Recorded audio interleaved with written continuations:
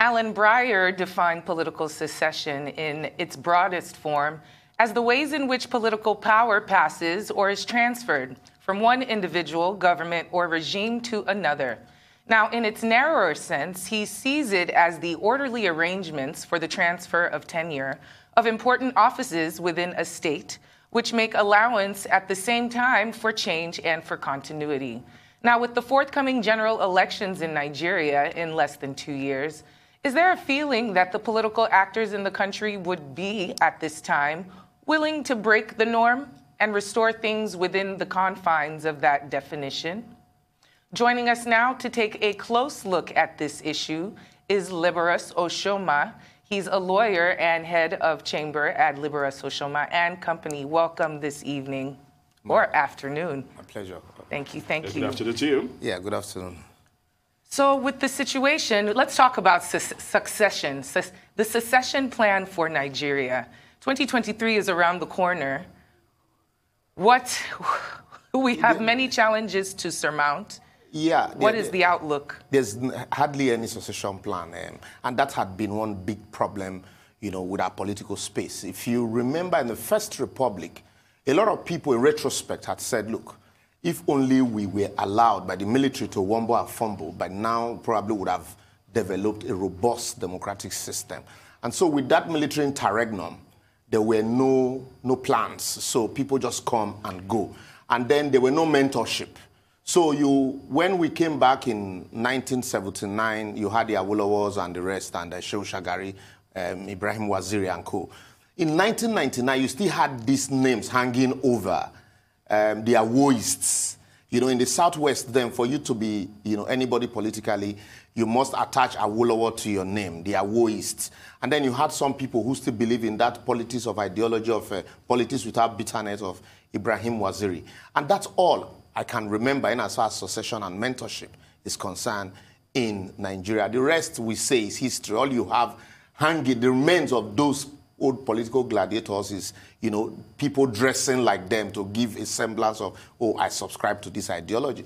So, and then came 1999. One would have expected that Obasanjo, with the kind of opportunity that God gave to him, he would have a succession plan. But he wanted to elongate his tenure. When that didn't happen, there was this horrid arrangement to just put anybody there. Nobody was mentored to take over from Obasanjo to say, so that people could naturally say, these are the leaders that this set of political leaders are grooming to take over from them. Recently in UK, you heard about the Labour Party had a youth training program for 200 youth leadership that would naturally, they would train and then you see them, grow to become future leaders. So there's never a vacuum. Let me give you an example also with what is happening today. You saw a lot of people supported President Buhari from the South simply because of the belief that Professor Yomi Osinbajo, had the capacity, and we saw him do what he did in Lagos State, all the innovative ideas that he brought on board. But when Buhari came, we saw how the vice president was relegated. One would have also expected that with that kind of arrangement, naturally you begin to groom or look at the direction of your vice president who people had believed in that he had capacity. We saw what happened when the few times he acted and how he was able, to calm nerves, calm tension, and give purposeful leadership. But what happened thereafter? People didn't like it. And so that's why I say that what we have, there's simply nothing on ground for you to point in the direction of saying, Party A is grooming these people, this set of leaders, and naturally they will take over. And then Party B, PDP, is just anybody goes. They're shouting, let the presidency come from the East. And then some others are saying, look, you still have Atiku who is bankrolling, and it seems to be, the bigger power here. So there's just confusion everywhere. All right, Liborous, you just mentioned Barrister Oshoma. Anyone, Liborous. You just mentioned something very critical. When we talk about succession right now, what jumps at me most of the time has to do with, and that's maybe, should I call it principle of rotation or doctrine of rotation. The fact that it's not enshrined in our Constitution, has it caused more harm than good? Because you mentioned Chief Olusegun Obasanjo, It was during his tenure that this particular talk about rotation, having the governance move from one region to the other, it looked like a good thing on paper. And if it had worked out, probably, maybe we would have been in a better position. Yeah, for me, I would look at leadership distinct from rotation. Now, everybody's clamoring, let's have a president from the East. But nobody's talking about, let's have a Nigerian president. That should be the key thing. Yeah, rotation is good. It gives a sense of belonging. But we should look at competence much more than, oh, where is the person from? We have people, we have competent people from everywhere, I agree. But then the question of leadership is very key. Very, very key. Because I can be a lawyer but not a good leader.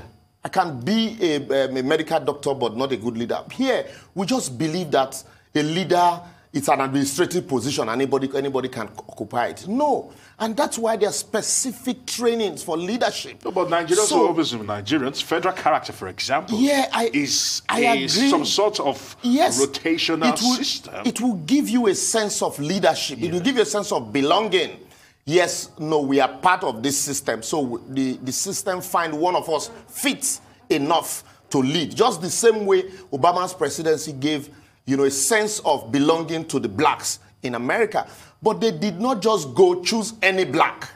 And he also worked at it to convince people that, yes, I have the competence. So what I am saying is, here, what we do, we just sit down and then we bandit, rotational quota system, and all of that. But when it is time for critical thinking to actually pick that person on the basis of competence, we leave out competence and anybody is just thrown at us. And that's why we have consistently sacrificed our best at the altar of rotational presidency, mediocrity, and what have you. And I will go back to Shehu Shagari and Alex Ekweme again.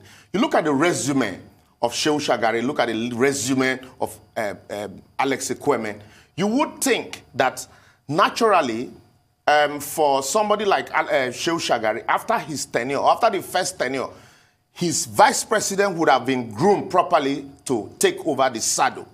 At least he's from a different region. In the same vein, look at President Buhari's resume. Look at that of his vice president today. They are poles apart. But then the man is just seated there. His His competence is not even tapped into. And then people say, resign. If you should have resigned. In Nigerian government, the moment you resign, you are demarketing that government. So what I need all of us, every Nigeria, to do is we have to be involved in the process. If we are not involved, this question of succession, leadership, and rotation will be jettisoned. What consistently has been happening is the fact that the elites, the political elites, sit down and decides for us who will be the next. We should be the people that would actually decide who should take over.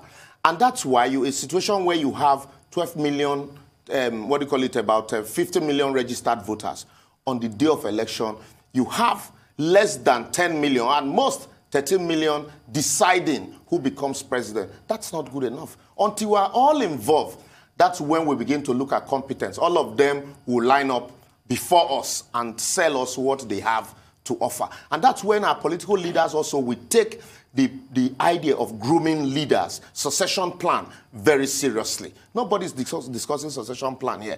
All we are abandoning is, is it Tambua? Will it be Peter Obi? Will it be Atiku again? Will it be Vice President Yomi Oshibanjo?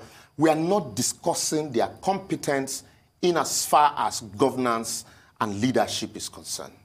So basically your solution, your proffering, is for the people to take it back into their own hands. Fantastic. And to go out and use their political will. If the people take it back, the competent ones will be able to come out and say, you know what, because the people would believe or subscribe to my ideas, I can come out and truly I know they will support these ideas. That's why, if the competent one comes out, that's why you can, just like Obama, walk to a mosque on Friday and talk to the faithfuls and convince them.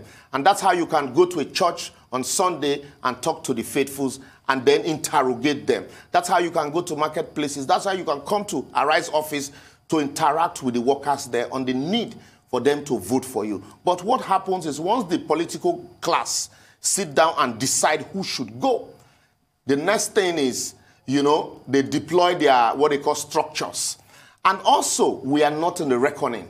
And that's why the competent ones will need the endorsement of this political class, not necessarily the endorsement of the masses. Once the political class endorse you, like in Lagos, once you are endorsed by the APC, whether you're competent or not, automatically, we know that you have won the election. So what I am advocating is that let us, majority of us, be involved. And once we are involved, you see more of competence, who raise competence above mediocrity. And in that case, you will no longer be having the more competent one having to act as a vice or a running mate to the incompetent one. Now, let me pry further. For example, if we're to take the U.S., because we always use the U.S. as a canvas when we want to describe democracy and what standard democracy should be like. We've seen the Kennedy family, for example. Yeah. If it was in Nigeria, people would scream nepotism. We've seen the Bush family, for example, that governance literally runs in their veins. Leadership. And when I mean governance, because we've had this presidents. Thing here, there's the governance, the difference between governance and leadership. Okay, leadership. Okay, one is more effective than the other. Yes. Okay, let's narrow it down to leadership. Yeah. It's almost ingrained in your family. Yeah. If this was Nigeria, people would fight it tooth and nail. And I must say that when you look at these families, they've been able to shape now. Do you know the difference? Okay, please explain to me. Yes. Do you know the difference? In those places, here as a broadcaster, even if you read engineering in the university, but before you sit down here, you'll be trained to do this job. But you want to be a medical doctor, you train for it. But here, you want to be a leader, there is no school of training. There is no mentorship program. Okay. And so, but over there, go to read the histories of the Kennedys, the Bushes. They will tell you right from childhood, these kids have been trained to be leaders, to be political leaders. So their parents knew that, look, we need to train them to serve humanity, to serve the society. It's not about the money, but here it is about money. And so that is why what you have is governance as distinct from leadership. So that's why the moment... My question is, if it was in Nigeria, regardless of their competence, people will fight it. That's what I am saying is here, because we are not involved in the process. So competence usually take the back seat. If it was in Nigeria, I tell you, none of them would take the first position. They probably takes the second position, just like you have Yomi Osinbajo and Buhari now. Yeah. Because you have the more competent one, or usually at the bottom. So that's why that's the difference. Very, very engaging conversation that we're having here. But we have to go. We've run out of time. Thank you so much, Liborous Oshoma. My pleasure. We will welcome you back again. My pleasure.